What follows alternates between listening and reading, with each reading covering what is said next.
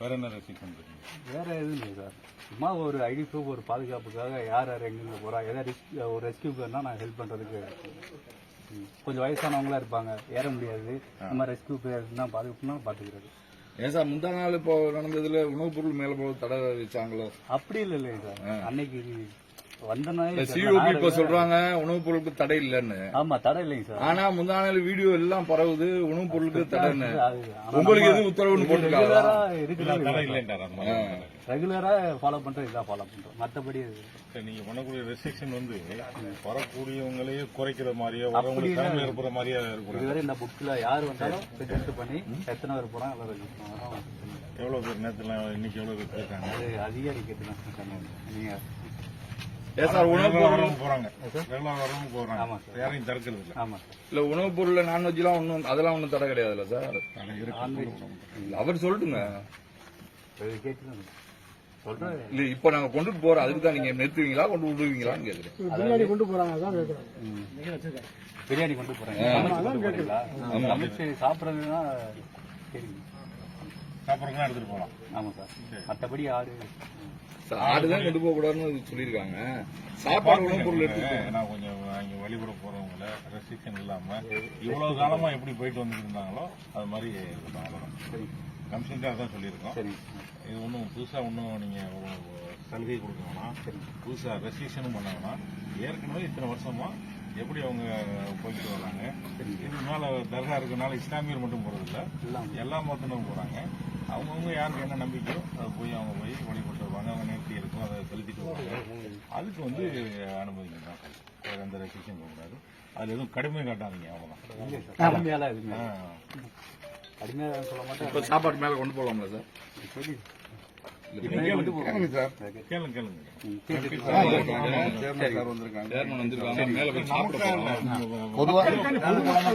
பொதுவா கூட கேளுங்க. அப்பதான் உங்களுக்கு அனுமதி வாங்கி கொடுக்கலாம். நாங்க சமீபமா அங்க போட்டாங்க சார். ஆனா கூட்டம் இதுல நிறைய போடுவாங்க. பொது வழி இது யாருக்குமே தெரியல. படியாவே முதல்ல இதுல நாங்கெல்லாம் சின்ன பிள்ளைல இதுலதான் போனோம்.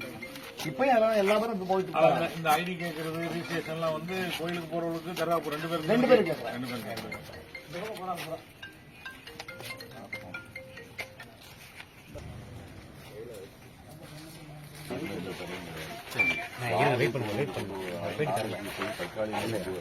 சமைச்ச உணவு எடுத்துட்டு போகலாம். இப்போதைக்கு தற்காலி யார் தடை பண்ணியிருக்கா?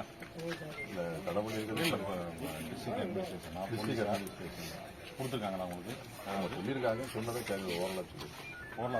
ஓரளவு போராட்டம் தண்ணி ஓரளவு அவங்க எதுவும் உத்தரவு கிடையாது, ஆர்டர் கிடையாது.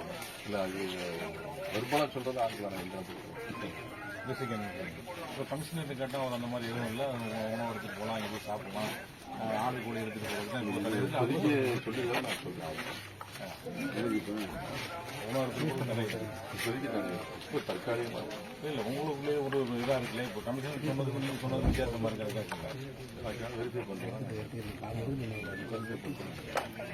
அவர் தானே உங்களுக்கு உத்தரவு கொடுத்துருப்பாங்க. அவங்க சொல்ல மாட்டாங்க.